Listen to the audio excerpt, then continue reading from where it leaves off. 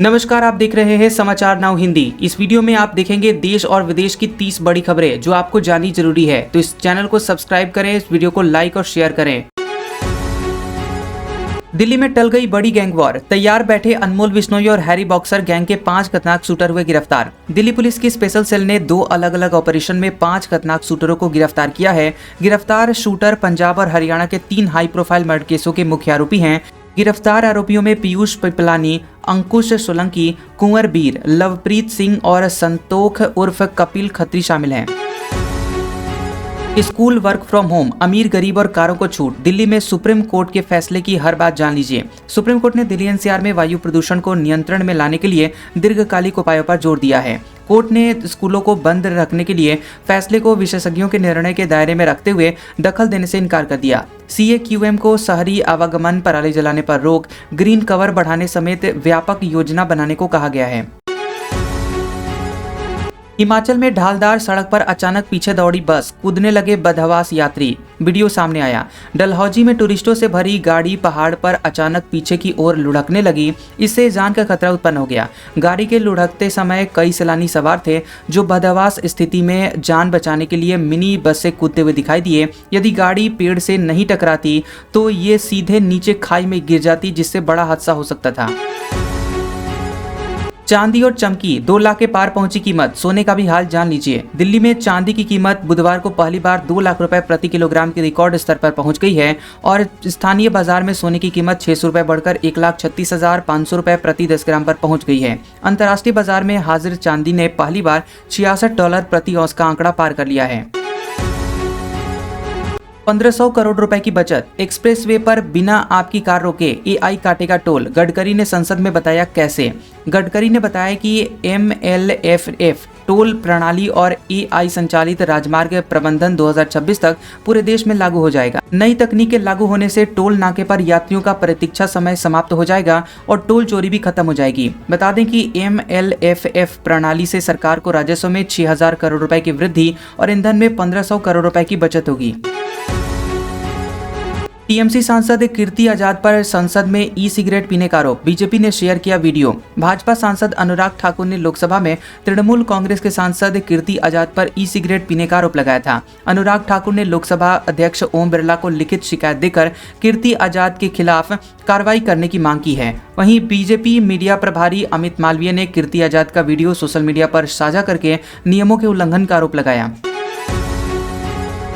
शिल्पा शेट्टी के बेंगलुरु पब पर income tax department ने मारा छापा। जान लीजिए क्या है ये मामला। इनकम टैक्स विभाग ने बेंगलुरु के सेंट मार्क्स रोड स्थित शिल्पा शेट्टी के बैस्टियन पब पर छापा मारा है। ये छापेमारी टैक्स चोरी की जांच के तहत की गई है, जिसमें वित्तीय दस्तावेजों और रिकॉर्ड की जांच शामिल है। विभाग ने पब के कर्मचारियों से पूछताछ की और आयकर भुगतान में अनियमितताओं की शिकायत मिलने पर कार्रवाई की। मोंडी बीच हमले पर बोली पुलिस कमिश्नर, कहा दोषी पाया गया तो जिंदगी भर सलाखों के पीछे रहेगा आतंकवादी। सिडनी बोंडी बीच आतंकवादी हमले के मुख्य आरोपी नवेद अकरम को दोषी पाए जाने पर आजीवन कारावास की सजा हो सकती है। नवेद अकरम पर आतंकवादी कृत्य और हत्या समेत कुल 59 आरोप लगाए गए हैं और वो अस्पताल से कोमा से बाहर आ गया है। हमले के दौरान नवेद का पिता साजिद अकरम मारा गया था और पुलिस ने इस घटना को इस्लामिक स्टेट से प्रेरित बताया है। कलयुगी बेटे की घिनौनी करतूत। 10 लाख रुपए के लिए बुजुर्ग मां को जीते जी मार डाला, फिर ऐसे खुली पोल। महाराष्ट्र में एक व्यक्ति ने अपनी 75 वर्षीय मां का फर्जी मृत्यु प्रमाण पत्र बनवाकर बैंक से 10 लाख रुपए निकाल लिए। नगर परिषद ने बिना जांच के बुजुर्ग महिला के नाम पर मृत्यु प्रमाण पत्र जारी कर दिया था। आरोपी प्रेम सिंह राजपूत ने शपथ पत्र में मां की मृत्यु 5 अक्टूबर 2023 को होने का दावा किया था। पाकिस्तान ने भारतीय विमानों के लिए हवाई क्षेत्र पर लगाया गया प्रतिबंध 1 महीने और बढ़ाया। पाकिस्तान ने भारतीय विमानों के लिए अपने हवाई क्षेत्र पर लगाए गए प्रतिबंध को 23 जनवरी तक बढ़ाने का निर्णय लिया है। अप्रैल में पहलगाम आतंकवादी हमले के बाद पाकिस्तान ने भारतीय विमानों के लिए अपना हवाई क्षेत्र बंद कर दिया था। भारत ने भी इसी प्रकार का प्रतिबंध पाकिस्तान के विमानों के लिए लगाया हुआ है।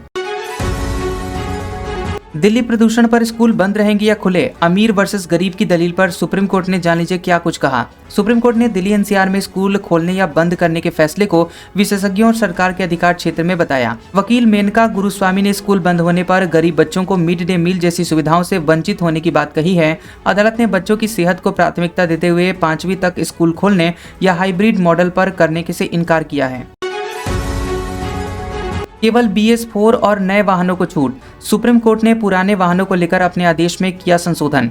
सुप्रीम कोर्ट ने दिल्ली NCR में केवल BS4 और नए वाहनों को छूट देने का संशोधित आदेश जारी किया है। BS3 और उससे पुराने वाहन को छूट से बाहर रखा गया है और इससे इन्हें सुरक्षा नहीं मिलेगी। सुप्रीम कोर्ट ने CAQM के अनुरोध पर अपने पुराने आदेश में संशोधित करते हुए नई गाइडलाइन जारी कर दी है।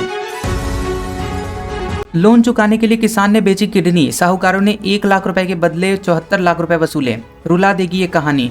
महाराष्ट्र के चंद्रपुर में किसान रोशन कूडे को साहूकारों के कर्ज और उत्पीड़न के कारण अपनी किडनी बेचनी पड़ गई। लॉकडाउन में दूध व्यवसाय ठप हो गया और पशुओं में लंपी रोग फैलने से आर्थिक स्थिति और भी खराब हो गई थी। 1 लाख रुपए का कर्जा 74 लाख रुपए के कर्ज में तब्दील हो गया। साहूकारों ने जमीन और जेवर तक बेच लिए। तो क्या वाजपेयी होते देश के 11वें राष्ट्रपति? कलाम से पहले बीजेपी में अटल बिहारी वाजपेयी के नाम पर हुई थी चर्चा। अटल बिहारी वाजपेयी ने राष्ट्रपति पद ग्रहण करने और PM पद आडवाणी को सौंपने का सुझाव सिरे से खारिज किया था। डॉक्टर APJ अब्दुल कलाम 2002 में NDA और विपक्ष के समर्थन से भारत के 11वें राष्ट्रपति बने थे। भाजपा के भीतर कुछ नेताओं ने डॉक्टर PC अलेक्जेंडर को राष्ट्रपति उम्मीदवार बनाने का सुझाव दिया था। सुप्रीम कोर्ट मीडिया रिपोर्टिंग और सोशल मीडिया प्रचार को लेकर नियम बनाने पर करेगा विचार। सुप्रीम कोर्ट न्यायपालिका से जुड़ी हुई घटनाओं में मीडिया रिपोर्टिंग और सोशल मीडिया प्रसार को लेकर नए नियम बनाने पर विचार करेगी और ये पहल मुख्य न्यायाधीश पर जूता फेंकने की घटना के बाद उठाई गई और जनवरी में इस पर सुनवाई होगी। आपको बता दें कि केंद्र सरकार ने सुप्रीम कोर्ट बार एसोसिएशन के साथ मिलकर ऐसे नियमों का प्रस्ताव तैयार करने की बात कही है। भारत में मैन्युफैक्चरिंग घट रही है, इसे मजबूत कीजिए। जर्मनी के BMW प्लांट पहुंचकर बोले राहुल गांधी। राहुल गांधी ने जर्मनी के म्यूनिख स्थित BMW वेल्ट और BMW प्लांट का दौरा कर उन्नत मैन्युफैक्चरिंग तकनीक देखी। राहुल गांधी ने BMW TVS की साझेदारी में विकसित 450 cc मोटरसाइकिल को भारतीय इंजीनियरिंग का गौरव बताया। राहुल गांधी ने कहा कि भारत में मैन्युफैक्चरिंग घट रही है और देश को आर्थिक विकास के लिए इसे मजबूत करना जरूरी है। अयोध्या वंदे मातरम का जिक्र। PM मोदी के लिए इथियोपिया की संसद में पूरे 1 मिनट तक बजती रही तालियां। PM मोदी ने इथियोपिया की संसद के संयुक्त सत्र को संबोधित करते हुए दोनों ही देशों के मजबूत रिश्तों का जिक्र किया है। PM मोदी ने भारत और इथियोपिया के राष्ट्रीय हितों को, मातृभूमि की रक्षा और सांस्कृतिक विरासत का प्रतीक बताया। उन्होंने भारत के वसुधैव कुटुंबकम के विचार को इथियोपिया के अडीस अबाबा से जोड़ते हुए एकजुटता की बात कही है।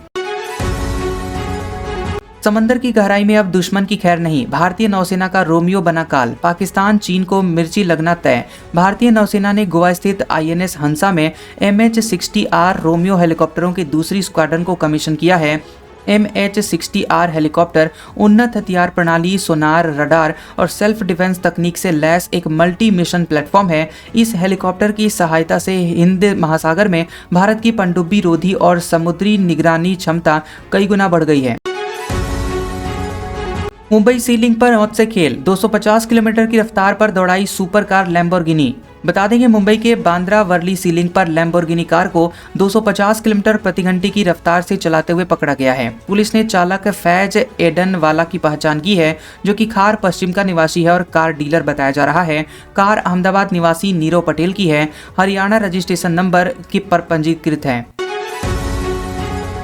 इमरान खान के बेटे ने कहा, शायद हम उन्हें फिर देख न पाएं, जेल में टॉर्चर किया जा रहा है। इमरान खान के बेटे कासिम और सुलेमान ने जेल में उनके पिता को मनोवैज्ञानिक यातना दिए जाने का आरोप लगाया। अगस्त 2023 से जेल में बंद इमरान खान को गंदे पानी और हेपेटाइटिस से पीड़ित कैदियों के बीच रखा गया है। कासिम ने बताया कि पिता की हालत बिगड़ती जा रही है और उन्हें मिलने या बात करने की अनुमति नहीं मिल रही है। बीजिंग ने कैसे जीती साफ हवा की जंग? चीन ने भारत को बताया 6 game changing tips. Delhi NCR में AQI का स्तर 400 से 500 के बीच पहुंच गया है, जिससे सांस लेने में कठिनाई हो रही है। चीनी दूतावास की प्रवक्ता यू जिंग ने चीन के प्रदूषण कंट्रोल अनुभव साझा करते हुए भारत को सुधार के सुझाव दिए हैं। चीन ने कड़े उत्सर्जन मानक लागू कर पुराने उच्च प्रदूषण वाले वाहनों को हटाने और वाहन संख्या बढ़ने पर रोक लगाई है। पॉल्यूशन पर दिल्ली सरकार का बड़ा फैसला। सरकारी और प्राइवेट ऑफिस में 50% वर्क फ्रॉम होम अनिवार्य। दिल्ली सरकार ने राजधानी में वायु प्रदूषण नियंत्रण करने के लिए सभी ऑफिसों में 50% वर्क फ्रॉम होम लागू कर दिया है। नो पॉल्यूशन सर्टिफिकेट न रखने वाले वाहनों को पेट्रोल और डीजल की आपूर्ति प्रतिबंधित कर दी गई है। ग्रैप 4 लागू होने के कारण यहाँ महत्वपूर्ण निर्णय लेते हुए पंजीकृत श्रमिकों को मुआवजा देने का निर्णय लिया गया है। पीएम मोदी और अमित शाह को इस्तीफा दे देना चाहिए, नेशनल हेराल्ड केस पर बोले कांग्रेस के अध्यक्ष मल्लिकार्जुन खड़गे। कांग्रेस अध्यक्ष मल्लिकार्जुन खड़गे ने नेशनल हेराल्ड मामले को राजनीतिक प्रतिशोध और जांच एजेंसियों के दुरुपयोग बताया है। कांग्रेस नेताओं को ईडी ने 2021 से 2025 के बीच कई घंटे पूछताछ के लिए बुलाया था। ये मामला 2024 में सुब्रमण्यम स्वामी की शिकायत से शुरू हुआ था। 2 करोड़ भेजो नहीं तो खोपड़ी खोल देंगे, चिराग पासवान के करीबी को गैंगस्टर प्रिंस खान की धमकी। झारखंड के चतरा में लोजपा नेता प्रेमचंद सिंह को दुबई से गैंगस्टर प्रिंस खान ने धमकी दी है। धमकी में हत्या की चेतावनी दी गई है। इसके साथ ही कहा गया है कि 2 करोड़ भेजो वरना खोपड़ी खोल दी जाएगी। प्रेम सिंह ने हंटरगंज थाने में एफआईआर दर्ज करवाई है और वरिष्ठ पुलिस अधिकारियों को सूचित कर सुरक्षा की मांग की है। बीएमसी चुनाव में बीजेपी बनेगी सीनियर पार्टनर, सीट बंटवारे पर मंथन हुआ तेज। महायुति गठबंधन ने राज्य में 29 नगर निगमों और स्थानीय निकायों में सीटों के बंटवारे पर चर्चा शुरू कर दी है। मुंबई और ठाणे में चुनाव केवल बीजेपी और शिवसेना के बीच तालमेल के साथ लड़े जाएंगे। और बता दें कि बीएमसी में बीजेपी और शिवसेना के बीच सीटों का समीकरण तय किया जा रहा है। शिवसेना ने 125 सीटों की मांग की है। बिना बुरके मायके जाने पर सनकी पति ने पत्नी और 2 बेटियों की कर दी हत्या। 109 फीट गहरे गड्ढे में दबाया। शामली जिले के कांधला थाना क्षेत्र के गांव गढ़ी दौलत में एक पति ने पत्नी और 2 बेटियों की बेरहमी से हत्या कर दी। जांच में सामने आया कि आरोपी का पत्नी के साथ विवाद चल रहा था और फारूक ने अपनी पत्नी ताहिरा को गोली मारी, बड़ी बेटी आफरीन को गोली मारी और सहरीन का गला दबाकर हत्या कर दी।